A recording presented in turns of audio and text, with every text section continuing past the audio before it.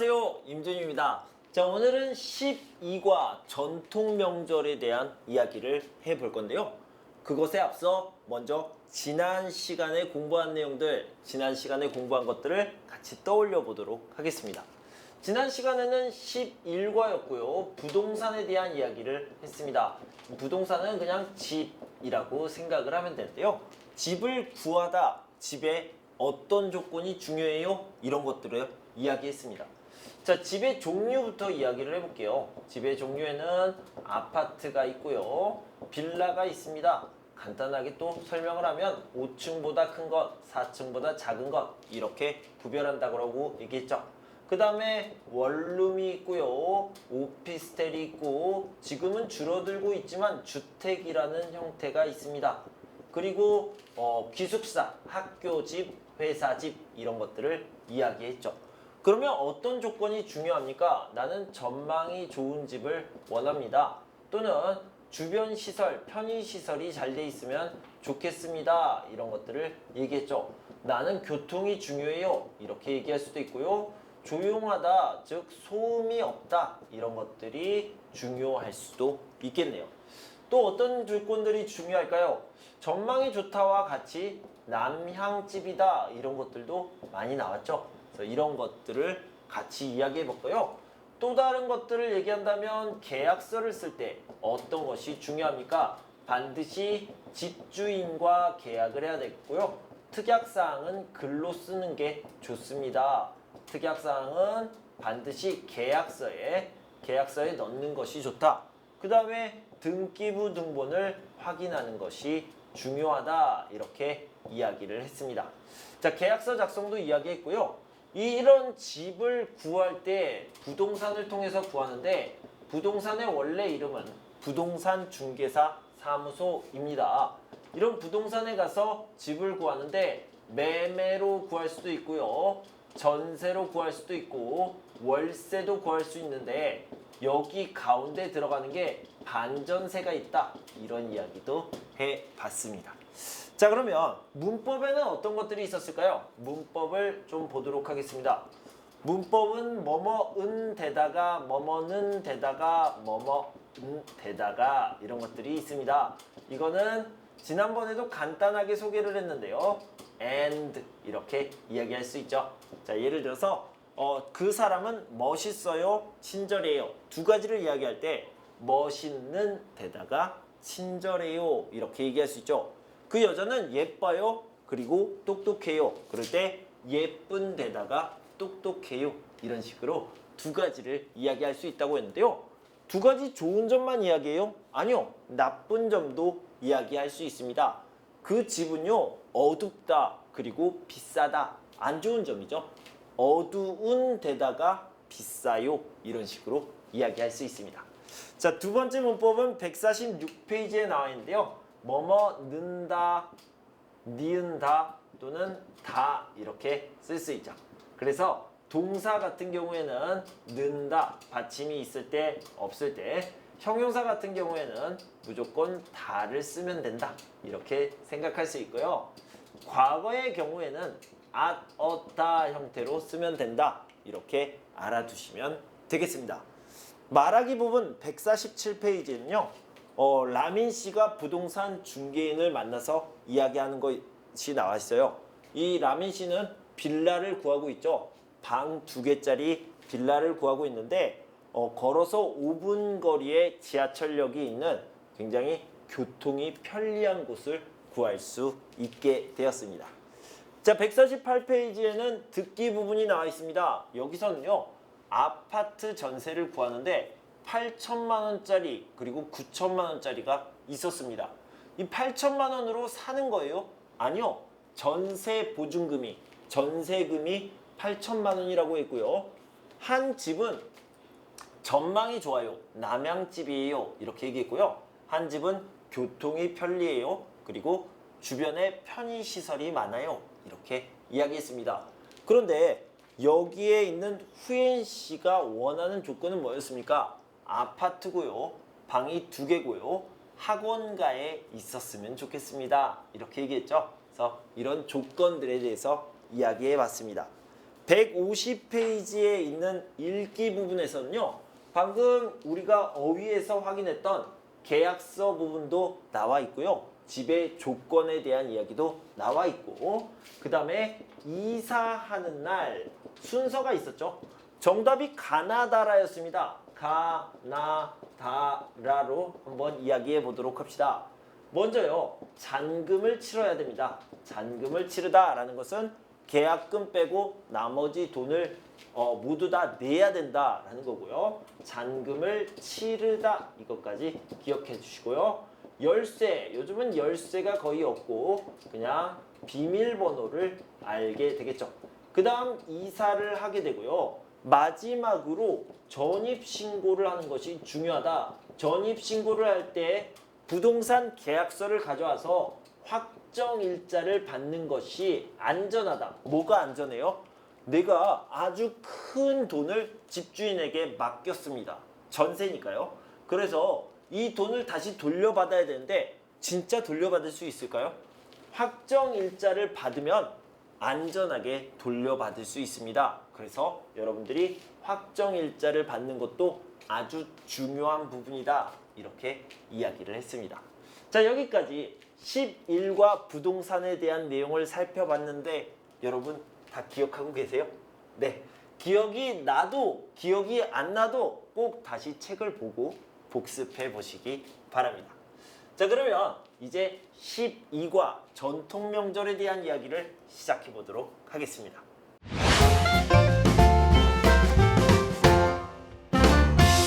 자, 12과는 전통 명절 그리고 어휘를 먼저 시작해 볼 텐데요.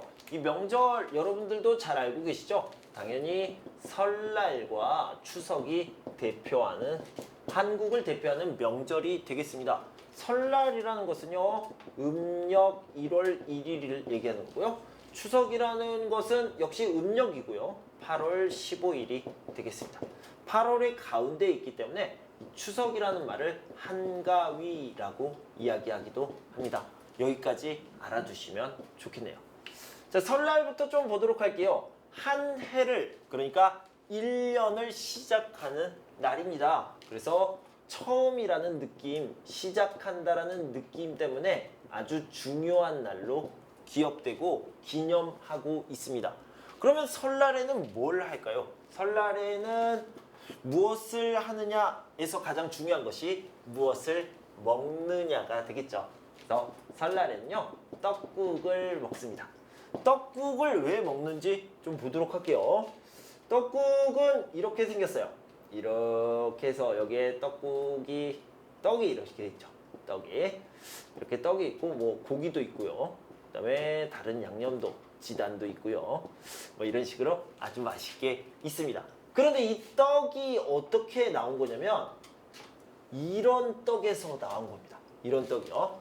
이런 떡을 뭐라고 하냐면 가래떡이라고 얘기해요. 가래떡. 가래떡은 이렇게 길어요. 그래서 이것이 무엇을 상징하냐면 건강을 상징합니다. 장수를 상징합니다. 건강하게 오래 살다.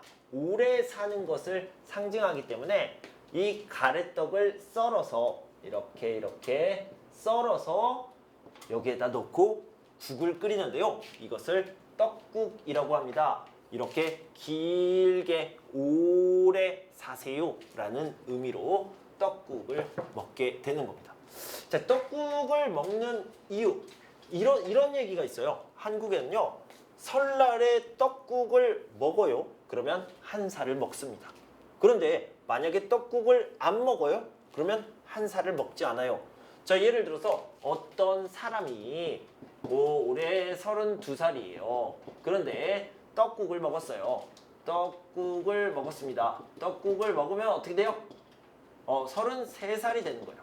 33살이 이렇게 된다. 만약에 떡국을 안 먹으면 그냥 그대로 32살이 된다. 이런 이야기가 있습니다. 이런 이야기가 왜 있을까요? 되게 이상한 이야기잖아요. 자, 이런 이야기가 있었던 이유는요. 옛날에 아주 옛날에는 먹을 것이 없었습니다. 먹을 것이 없어서 진짜로 죽는 사람들이 있었고요. 너무 힘든 사람들이 있었죠. 자, 자, 그런 사람들이 설날이라는 아주 기쁜 날, 좋은 날에도 먹을 것이 없어서 굶는 사람들, 못 먹는 사람들이 있을 수 있잖아요. 자, 그래서 이 동네에 이렇게 마을이 있는데, 자, 이렇게 마을에 사람들이 있겠죠. 그런데 여기는 부자예요. 부잣집이죠. 부잣집 사람들이 설날에 여기저기 이렇게 돌아다니는 겁니다. 이렇게 돌아다녀요. 돌아다니면서 아이들이 이렇게 놀고 있잖아요. 아이들이 이렇게 놀고 있으면 부자들이 물어봅니다. 너 떡국 먹었니? 이렇게 물어봐요. 설날이니까 떡국을 먹어야 돼. 떡국 먹었니? 아니요. 우리 집에는 돈이 없어요. 밥이 없어요. 떡국이 없어요. 그래서 떡국을 못 먹었어요. 그러면 이 사람이요. 깜짝 놀랍니다. 깜짝 놀라서 떡국을 안 먹으면 안 돼. 떡국을 꼭 먹어야 돼. 떡국을 먹으면 이렇게 나이가 늘어나는 거야. 너 10살이지? 떡국을 먹어야지 11살이 되는 거야. 떡국을 꼭 먹어야 돼. 그러니까 너 빨리 우리 집에 와서 떡국을 먹어야 된다. 이렇게 해서 이 부잣집으로, 그러니까 떡국이 있는 집으로 불러서 떡국을 먹게 해줬습니다. 그래서 이렇게 하기 위해서 이런 스토리가 나온 겁니다. 그러니까요, 이렇게 이상한 이야기, 떡국을 먹어야 한 살을 먹게 되는 겁니다. 이런 이상한 이야기가 사실은 이런 스토리를 알게 되면 아, 정말 따뜻한 말이구나. 정말로 다정한 말이구나. 이런 것들을 알 수 있는 거죠. 자, 설날에는 떡국을 먹고요. 떡국을 먹으면 한 살을 먹는다. 이렇게 기억하시면 되겠습니다. 설날에 또 하는 일이 뭐가 있을까요? 당연히 조상에게 차례를 지내는데 이거는 제사다라고 생각을 할 수 있고요. 바람이 많이 부는 겨울이기 때문에 연날리기를 하고요. 또 윷놀이도 할 수 있겠죠. 이런 것들을 한다. 설날에 대해서 이 정도로 알아두시면 좋겠습니다. 자, 어떤 사람들은 뭐 제기차기도 한다. 이런 것들도 기억하시면 좋을 것 같아요. 자, 설날은 여기까지 살펴봤고요. 다음은 역시 한국에서 아주 큰 명절인 한가위, 추석에 대한 이야기를 좀 해보도록 하겠습니다. 추석은 방금 말씀드렸던 것처럼 8월 15일, 음력 8월 15일을 얘기합니다. 예를 들어서 설날을 영어로 New Year's Day라고 이야기를 한다면 추석은 뭘까요? Thanksgiving Day라고 얘기할 수 있겠죠. 그래서 이렇게요. Thanksgiving Day. 그래서 어떤 거요? 이거를 한국어로 하면 추수감사절이라고 하는데 맞아요. 추수한 것을, 수확한 것을 1년 동안 농사를 지었어요. 그래서 과일도 따고 곡식도 걷어들여서 추수를 하고 수확을 합니다. 그것을 감사하는 날입니다. 누구에게요? 하늘에게, 또 하늘에 있는 조상들, 할아버지의 할아버지의 할아버지들, 이런 사람들에게 감사하는 날이다. 이런 것들을 추석이라고 얘기했습니다. 이제 한가위도 꼭 기억해 주시기 바랍니다. 그러면 추석 때는 뭘 할까요? 자, 음력 15일에는요 어떤 일이 생깁니까? 자, 우리가 이렇게 동산에 올라갑니다. 동산에 이렇게 올라가면 여기에 뭐가 있어요? 이렇게 예쁘게 달이 떠 있습니다. 풀문이죠. 풀문. 이렇게 보름달이 뜨게 됩니다. 보름달이 뜨면 이렇게 친구들과 또 가족들과 친척들과 같이 이렇게 달을 구경해요. 와, 예쁘다. 이러고 가만히 있어요? 아니요, 가만히 있지 않고 뭔가를 해야 됩니다. 뭐 해요? 춤춰요? 노래해요? 아니요, 소원을 빕니다. 소원을 빌어요. 내가 꼭 하고 싶은 거, 내가 꼭 되고 싶은 거, 내가 꼭 갖고 싶은 것들을 이렇게 빌어요. 나 꼭 합격하게 해주세요. 나 꼭 그 사람 만나게 해주세요. 나 꼭 건강해지게 해주세요. 이런 식으로 소원을 빌다. 뭐라고 그래요? 달을 보면서 소원을 빌다. 이런 것들을 하게 되겠죠. 자, 달을 보면서 소원을 빌다. 이유가 뭐예요? 보름달이 뜨기 때문에 달을 보면서 소원을 빌게 됩니다. 추석 때도 역시요 차례를 지내게 됩니다. 이렇게 얘기해요.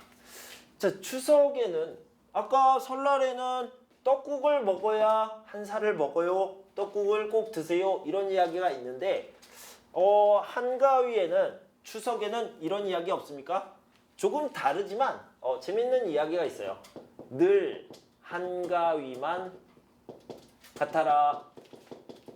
이런 이야기가 있습니다. 늘이라는 것은 항상, 언제나 이런 뜻이죠. always 이런 의미입니다. 항상 한가위 같았으면, 한가위처럼 그랬으면 좋겠습니다. 이거 왜 그럴까요? 이 한가위에는 방금 뭐라고 했어요? 추수하고 수확한 것을 감사하는 날이라고 했잖아요.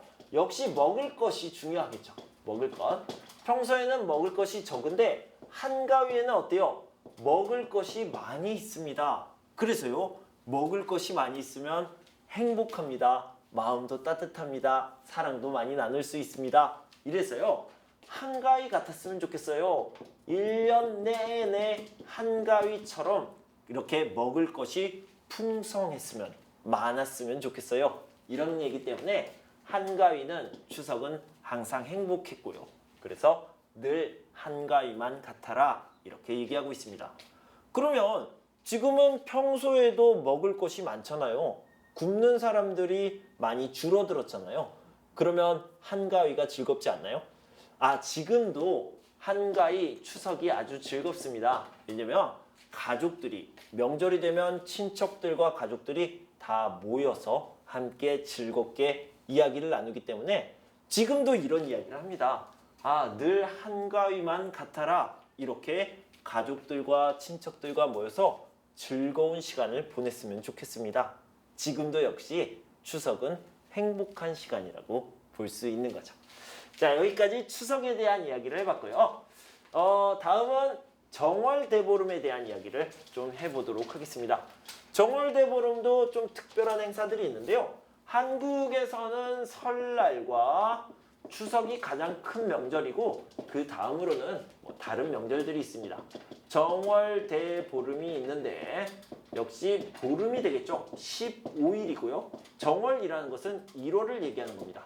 그래서 음력으로 1월 15일이 되고 15일이기 때문에 당연히 보름달이 뜨게 됩니다. 보름달이 뜨는 이 음력 1월을 정월대보름이라고 하는데요. 이때 무슨 행사가 있어요?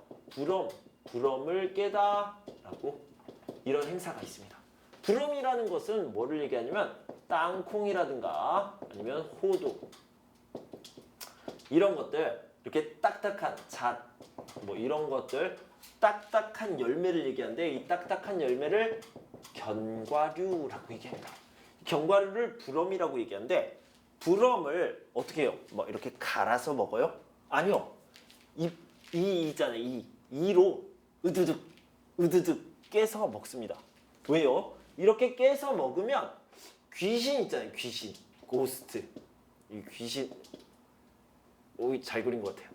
예, 귀신이 이렇게 오겠죠. 귀신이 이렇게 오다가 만약에 으드득 소리가 나면 귀신이 놀라서 도망간대요. 도망을 가서 이 귀신이 원래 병을 가지고 오는데 병을 가지고 왔다가 깜짝이야 그러면서 도망간다는 겁니다. 그래서 이런 풍습이 있어서 이런 스토리가 있어서 부럼을 깨서 병이 없어지게 한다. 병이 없어지면 어때요? 부럼을 깨면 병이 없어지니까 건강해집니다. 이렇게 얘기를 하고 있죠. 부럼을 깨는 풍습이 있다. 이렇게 알아두시면 되겠습니다. 자, 다음은 동지입니다. 이 귀신 필요한데. 자, 동지를 얘기해 보도록 하겠습니다. 동지는요, 여름과 겨울의 차이가 뭐예요? 여름과 겨울의 차이. 여러분들이 가장 먼저 생각하는 거는 겨울은 추워요. 여름은 더워요. 이 차이를 가장 먼저 떠올리게 될 텐데요. 두 번째로 떠올릴 수 있는 게 여름에는요. 낮이 길고 밤이 짧습니다. 겨울에는 반대로 낮이 짧고 밤이 길어요. 이렇게 점점 바뀌게 되죠. 바뀌게 되는데 이 겨울에 밤이 가장 긴 밤, 가장 길어지는 낮이 가장 짧고 밤이 가장 길어지는 이때를 뭐라고 하냐면 동지라고 얘기합니다. 참고로 낮이 가장 길고 밤이 가장 짧을 때를 하지라고 얘기하는데요. 지금은 동지 이야기를 좀 해보도록 하겠습니다. 이 동지에는요, 항상 날짜가 바뀌는데 12월 21일, 22일 이 정도가 되는 것 같아요. 자, 동지에 대한 이야기를 할 때 역시 가장 먼저 해야 될 이야기가 뭐예요? 먹을 것, 음식 이야기를 해야 되겠죠. 이 동지에 먹는 것은요, 팥죽입니다. 팥죽을 동지죽이라고 이야기하는데 동지에 먹는 팥죽이다 이런 의미예요. 근데 이 팥죽이라는 것은 레드빈으로 만들었죠. 레드빈 빨간색으로 만든 겁니다. 팥의 색깔은 빨간색이에요. 그런데 다시 귀신을 그려봅시다.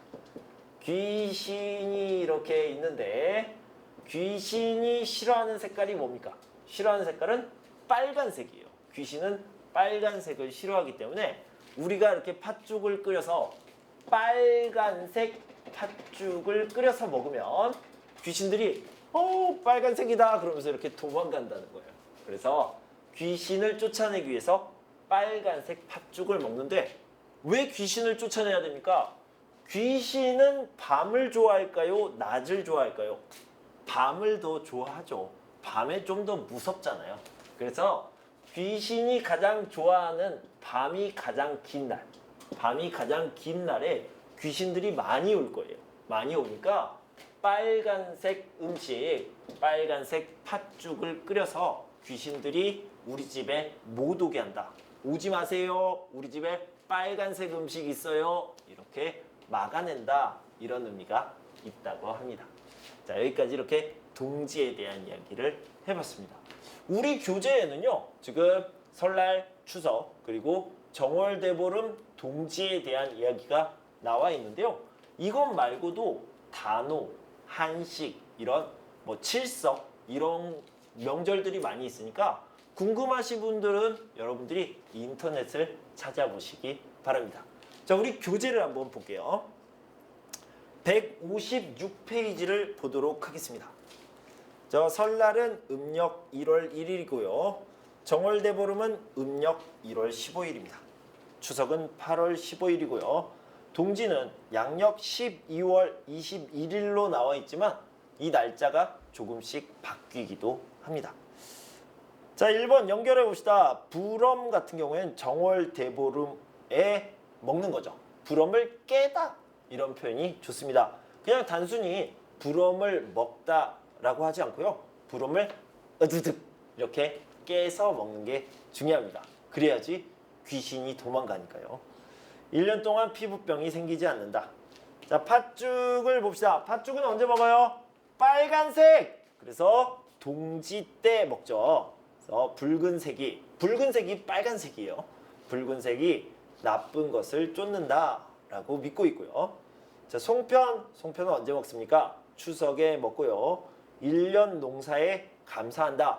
수확하고 추수한 것을 조상들께 감사하는 날 Thanksgiving Day라고 얘기했죠. 그래서 1년 농사에 감사하는 겁니다. 떡국은 설날에 먹는데요. 이 떡국은 옆에 사진이 있어요. 그죠? 긴 떡, 가래떡이죠. 이 가래떡을 썰어서 국을 끓인 겁니다. 그러니까 이 긴 떡이 장수, 건강을 상징하는 것이기 때문에 건강하게 오래 살기를 기원한다. 이런 의미가 있다. 자, 설날과 추석에는 어떤 풍습과 놀이가 있을까요? 자, 왼쪽에 있는 두 가지는요. 설날에 하는 놀이입니다. 뭐예요? 가족과 친척들이 모여 윷놀이를 하고요. 연날리기, 제기차기 놀이를 즐깁니다. 또 추석에는 세 번째, 네 번째 오른쪽 두 개입니다. 보름달을 보며 소원을 빌고요. 햇곡식과 햇과일로 차례를 지낸다. 이 햇곡식과 과일이라는 것은요, 새로운 것을 얘기합니다. 올해, 이번 연도에 농사를 지어서 지금 막 땄어요. 지금 막 걷어들였어요. 아주 프레시합니다. 신선합니다. 이런 것들을 햇 곡식, 햇 과일이라고 표현을 하죠. 자, 우리 워크북 익힘책을 보도록 하겠습니다. 익힘책은요, 98페이지에 나와 있습니다. 자, 1번부터 볼게요. 설날에는 세배를 하고 새해 인사를 한다. 2번, 우리 가족은 추석에 다 같이 송편을 만들어 먹고 차례를 지낸다. 한국에는 아직 정월대보름에 보름달을 보면서 소원을 빌고 부럼을 깨는 풍습이 남아있다라고 했죠. 옆집 할머니께서 동지 팥죽을 끓여서 우리 집에 가져오셨다. 동지죽, 동지 팥죽 이렇게 표현할 수 있겠죠.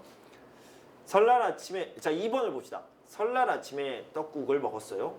떡국 한 그릇을 먹으면 나이를 한 살 더 먹는 거예요. 네, 저는 2그릇이나 먹었는데 그럼 2살 더 많아진 거예요? 아니요, 그런 건 아닙니다. 그냥 한 살만 먹으면 돼요. 자, 민수 씨, 한국 사람들은 정월 대보름에 왜 부럼을 먹어요? 네, 1년 동안 아프지 않고 건강하길 바라는 의미가 있어요. 추석 때 가족과 함께 송편을 만들었어요. 만들기 쉬웠어요? 저는 아직 만들어 본 적이 없어요. 오늘 동지니까 같이 팥죽을 먹을까요? 좋아요. 퇴근하고 회사 앞 식당에 먹으러 가요. 이렇게 얘기했고요. 자, 3번을 봅시다. 윷놀이, 연날리기, 소원빌기, 차례 지내기 이런 것들이 나와 있네요. 그래서 명절에 어떤 행사, 어떤 이벤트가 있습니까? 이런 것들을 얘기하고 있어요. 한국 사람들은 추석 때 뭐해요? 보통 보름달을 보면서 소원을 빌어요. 민수 씨, 설날에 슬기와 뭐 했어요? 떡국을 먹고 근처 공원에 가서 연날리기를 했어요. 설날에 가족들이 다 함께 할 수 있는 놀이가 있을까요? 거실에서 할아버지, 할머니, 아이가 다 같이 윷놀이를 하면 좋아요. 영욱 씨, 집에 사과가 있는데 왜 또 샀어요? 추석에는 햇곡식과 햇과일로 차례를 지내기 때문에 햇사과를 샀어요. 이렇게 얘기했죠. 자, 설날에 하는 일 뭐가 있을까요? 새해 복 많이 받으시고 올 한 해도 건강하시길 바랍니다. 이렇게 인사를 하죠. 그리고 새해에는 소망하는 일 모두 이루시길 바랍니다. 이런 식으로 새해 인사를 하고 이렇게 좋은 말을 해주는 것을요, 덕담이라고 이야기합니다. 자, 추석에는 어떤 인사를 할까요? 밝은 보름달처럼 행복한 명절 보내세요. 보름달이 뜨니까 보름달에 대한 이야기를 하고 있죠. 풍요롭고 여유로운 한가위 보내세요. 자, 추석의 닉네임, 그러니까 별명은요, 한가위입니다. 그런데 풍요롭다, 음식이 많다라는 거죠. 그래서 여유 있다, 마음까지 여유 있게 되는 거. 그래서 풍요롭고 여유로운 추석 한가위 되세요. 이런 식으로 명절 인사를 하게 됩니다. 자, 여기까지요. 이렇게 전통 명절에 나오는 어휘를 살펴봤습니다. 다음은 문법 부분을 살펴보도록 하겠습니다.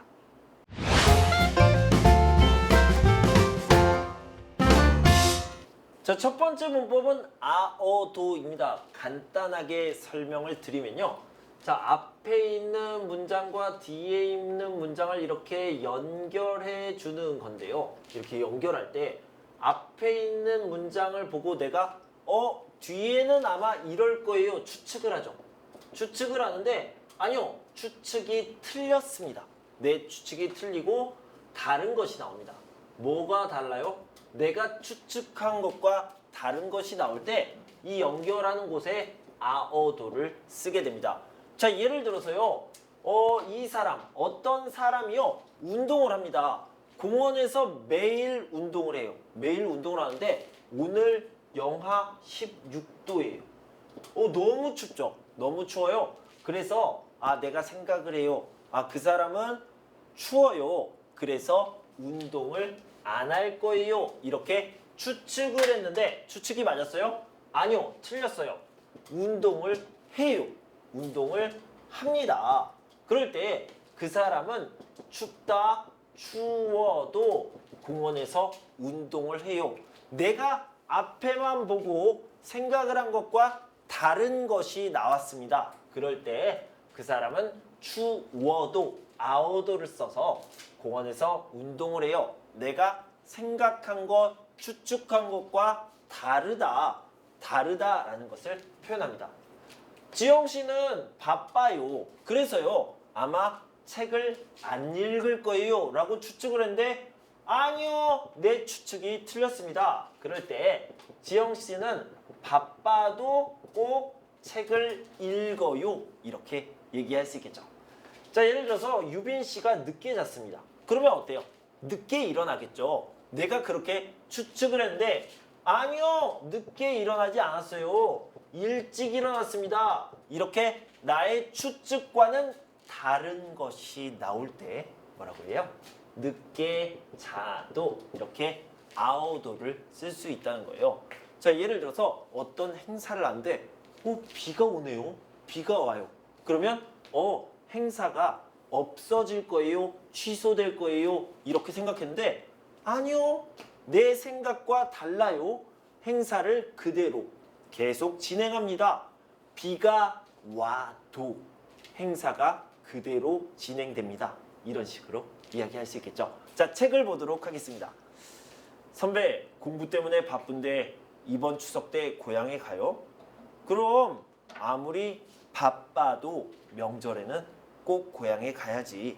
부모님이 기다리시거든. 이렇게 얘기할 수 있고요. 비가 오면 이번 행사가 취소됩니까? 아닙니다. 비가 와도 행사는 진행됩니다. 이런 식으로 얘기할 수 있죠. 나는 시간이 없어도 아침밥을 꼭 먹는다. 자, 고천 씨는 몸이 아무리 아파도 수업 시간에 결석하지 않는다. 자, 봐봐요. 나는 시간이 없어요. 시간이 없으면 아침밥을 못 먹어요. 이렇게 추측했는데 아니요, 밥을 먹습니다. 그래서 시간이 없어도 아침밥을 꼭 먹어요. 자, 고천 씨는 아파요? 수업에 못 가요. 이렇게 추측했는데 아니요, 몸이 아파도 수업에 갑니다. 이렇게 얘기할 수 있죠. 매일 운동을 해요? 네, 저는 아무리 피곤해도 매일 운동을 해요 라고 얘기했죠. 날씨가 춥다. 여러분들이 커피를 마실 때요, 날씨가 춥습니다. 그러면 여러분들은 따뜻한 아메리카노를 마십니까? 아니면 차가운 아이스 아메리카노를 마십니까? 자, 한국 사람들이 자주 하는 말, 좀 벌써 옛날 말이 된 것 같아요. 이런 말이 있어요. 얼죽아가 있습니다. 이게 무슨 뜻이냐면요, 얼어 죽어도 아이스 아메리카노 이런 거거든요. 실제로요, 여름에는 당연히 아이스 아메리카노를 훨씬 더 많이 마시죠. 그러면 겨울에는 따뜻한 아메리카노를 훨씬 더 많이 마실까요? 아니요, 그렇지 않습니다. 여름에 아이스 아메리카노를 이만큼 마셨다면 조금 줄어듭니다. 조금 들고 다시 늘어나고 이런 식으로 된답니다. 그래서요, 겨울에도 아무리 추워도 아이스 아메리카노를 먹는 것을 보고 얼죽아라고 얘기합니다. 한국 사람들은 얼죽아예요. 저 사람은 얼죽아예요. 이렇게 얘기하는 게요, 얼어 죽어도 아이스 아메리카노라고 얘기하는 거죠. 아무리 추워도 나는 아이스 아메리카노를 먹을 거예요. 이런 식으로 얘기할 수 있겠습니다. 자, 여기 보면요, 날씨가 추워도 차가운 커피만 마셔요. 이런 예문이 있죠. 늦게 자다 6시에 꼭 일어나다. 늦게 자도 6시에 꼭 일어나요. 한국어로 말하는 것이 어려워도 평소에 한국어로만 말해요. 이렇게 얘기할 수 있고요. 저는 퇴근 후에 힘들어도 아이와 놀아줘요. 이런 식으로 이야기할 수 있겠죠.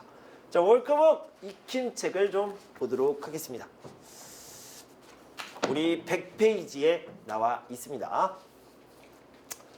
1번, 어제 새벽 3시에 잤는데 일찍 일어났네요. 저는 늦게 자도 7시에는 꼭 일어나요. 감기는 다 나았어요? 아니요. 며칠 동안 약을 먹어도 낫지 않아요. 라하만 씨, 오늘 날씨가 좀 추운 것 같은데 짧은 옷을 입었어요? 네, 저는 아무리 추워도 소매가 짧은 옷이 좋아요. 시험 잘 봤어요? 열심히 공부했잖아요. 아니요. 매일 열심히 공부해도 시험 성적이 좋지 않네요. 명절에 보통 길이 많이 막히는데 이번 명절에도 고향에 갈 거예요. 네, 오랜만에 가족들과 고향 친구들을 다 만날 수 있으니까 길이 많이 막혀도 꼭 갈 거예요. 이런 식으로 이야기할 수 있겠죠. 자, 2번을 봅시다. 안경을 계속 찾다. 하지만 어디 있는지 모르겠다. 안경을 계속 찾아도 어디 있는지 모르겠어요. 라고 연결할 수 있고요. 자, 그다음에 비싸요. 하지만 꼭 그 휴대전화를 살 거예요. 라고 얘기했습니다. 그래서 비싸도 꼭 그 휴대전화를 살 거예요. 이렇게 연결하시고요. 한국 뉴스를 여러 번 듣다. 하지만 이해가 되지 않아요. 이렇게 얘기하면 한국 뉴스를 여러 번 들어도 디귿이 리을로 바뀌었죠. 들어도 이해가 되지 않아요. 시간이 없다. 숙제를 꼭 해야 해요. 시간이 없어도 숙제를 꼭 해야 돼요. 이렇게 이야기하고 있습니다. 자, 여기까지 첫 번째 문법 아어도를 살펴봤습니다. 다음 문법을 계속해서 보시겠습니다.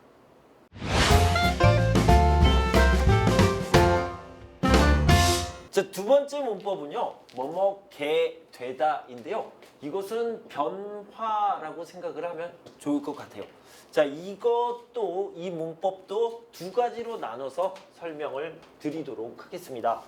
자, 첫 번째는요. 예전에 우리가 형용사가 변할 때, 그러니까 예를 들어서 밝다에서 어둡다로 이렇게 변할 때가 있죠. 밝다에서 어둡다로 바뀌면 어떻게 해요? 어두워지다 라고 얘기하고요. 이쪽은 밝아지다 이렇게 얘기했습니다. 그러니까 아어지다를 통해서 이 문법으로 변화를 나타낸다 라고 얘기했습니다. 그때 제가 잠깐 설명드렸던 게 뭐가 있었냐면 예를 들어서 잘 못하다 그런데 지금은 잘하다 이렇게 동사예요. 동사가 바뀔 때는 어떻게 한다고요? 이렇게 쓰면 됩니다. 잘하게 되다 라고 얘기합니다. 요즘은 연습을 안 해서 지금은 잘 못해요. 잘 못하게 되다 이렇게 얘기할 수 있겠죠. 자, 여기를 봅시다. 처음에는 한국어를 못했어요. 그런데 지금은 어떻습니까? 지금은 잘해요. 이렇게 변화가 생겼죠. 이런 변화를 이야기할 때 뭐라고 얘기해요? 지금은 잘하게 되었다 이런 식으로 얘기할 수 있겠죠. 그래서 동사에서 동사로 변할 때 이런 표현을 쓴다 이렇게 알아두시고요. 자, 예전에는 어땠어요? 매운 음식을 안 먹었어요. 못 먹었어요. 그런데 지금은 잘 먹어요. 이렇게 변했네요. 변할 때 뭐라고 그래요? 잘 먹게 되었다 이런 식으로 이야기를 할 수 있습니다. 그러니까 이거는요. 동사에서의 변화, 옛날과 지금을 비교합니다. 이럴 때 변화를 나타낼 때 게 되다. 그래서 여기에는요. 뭐와 비교하면 돼요? 아어지다, 형용사에서의 아어지다와 비교하시면 좋을 것 같습니다. 자, 두 번째는 뭘까요? 자, 여기 보면 한국으로 출장을 갈 거예요. 이렇게 얘기했죠. 나의 계획이고요. 나의 의지가 들어가 있습니다. 나는 그렇게 할 거예요. 꼭 그렇게 하겠습니다. 이런 게 들어가 있고요. 그 학교에서 한국어를 가르칠 거예요. 역시 계획과 의지가 이렇게 들어가 있는데 이것을 좀 바꿔봅시다. 한국으로 출장을 가게 되었어요. 이렇게 바꾸고요. 그 다음에 여기 가르칠 거예요는요. 가르치게 되었어요. 이렇게 이야기를 하면요. 뭐예요? 내가 계획했어요? 내가 결정했어요? 아니요. 상황이 그렇게 만들었습니다. 그래서요, 약간 수동적인 의미가 있습니다. 나는 그렇게 계획을 하거나 그렇게 결정을 한 게 아닌데요. 상황이 이렇게 흘러서 내가 그 일을 하게 되었습니다. 약간 좀 수동적인 느낌이죠. 힘이 없는 느낌입니다.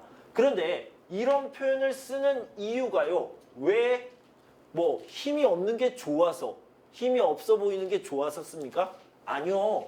당연히 소프트한 표현이니까 이렇게 쓰는 거죠. 그래서 부드럽게 이야기하고 싶을 때 뭐뭐게 되다 이런 식으로 얘기할 수 있죠.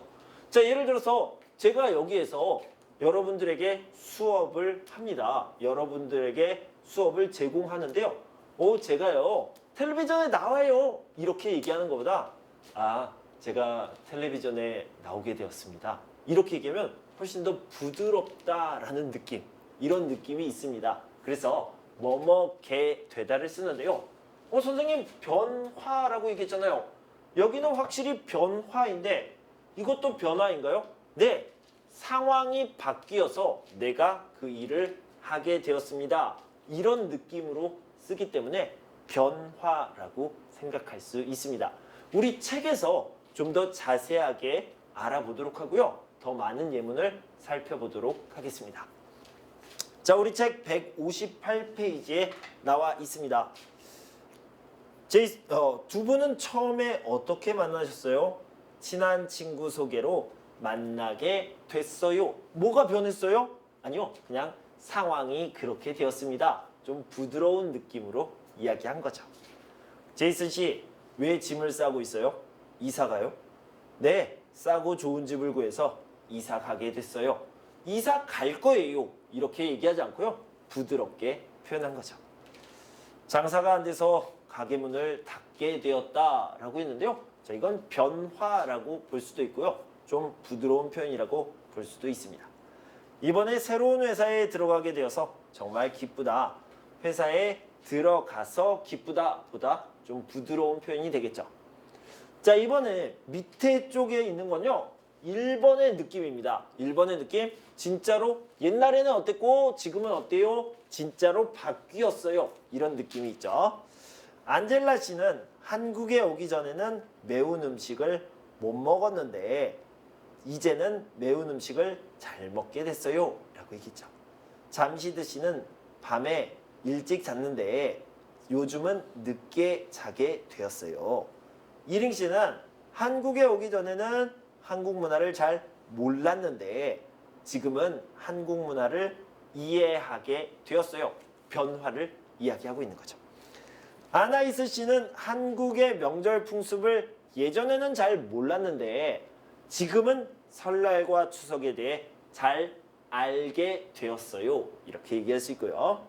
제이슨 씨는 한국어를 한마디도 못했는데 지금은 한국어를 어느 정도 할 수 있게 됐어요. 이런 식으로 이야기하는 겁니다.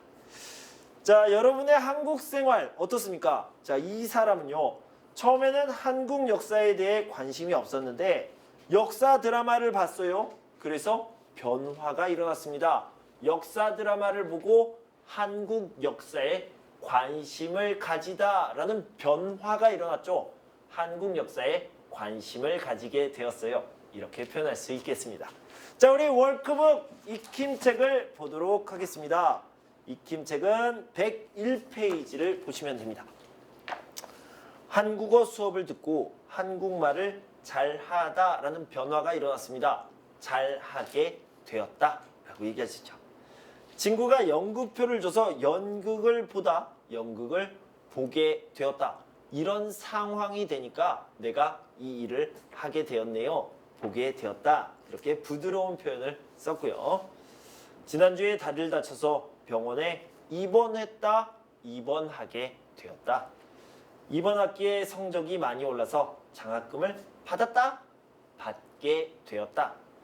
한국 회사에 취직을 해서 한국에 살게 되었다. 상황이 변해서 내가 그 행동을 하게 된 거죠.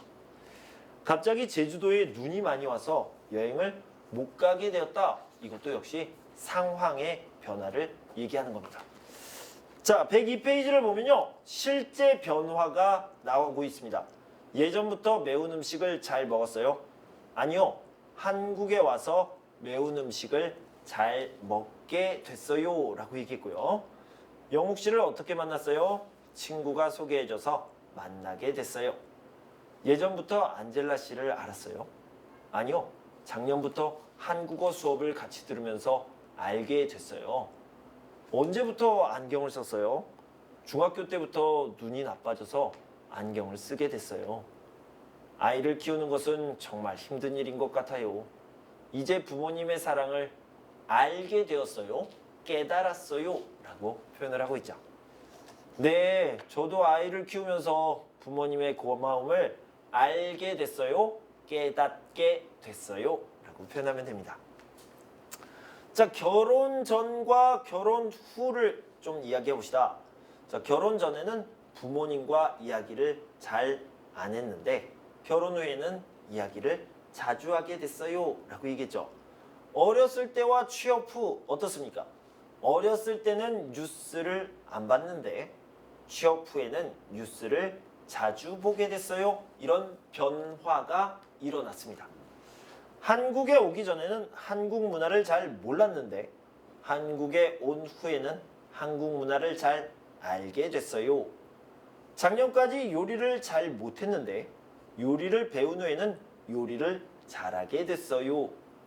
한국어를 배우기 전에는 한국어 책을 안 읽었는데 한국어를 배운 후에는 한국어 책을 읽게 됐어요. 이런 식으로 이야기할 수 있습니다. 그래서 뭐뭐게 되다는요. 이런 변화를 나타낸다. 아오지다와 비교해서 알아두시고요. 두 번째는 완곡한 표현, 좀 소프트, 부드러운 표현이다 라고 생각하시면 좋겠습니다. 자, 여기까지 전통 명절의 어휘 부분 그리고 문법 두 가지를 같이 살펴봤습니다. 여러분 공부하시느라 수고 많으셨고요. 저는 다음 시간에 12과의 두 번째 시간을 준비해서 돌아올 텐데요. 그때까지 여러분 건강하고 행복하세요. 감사합니다.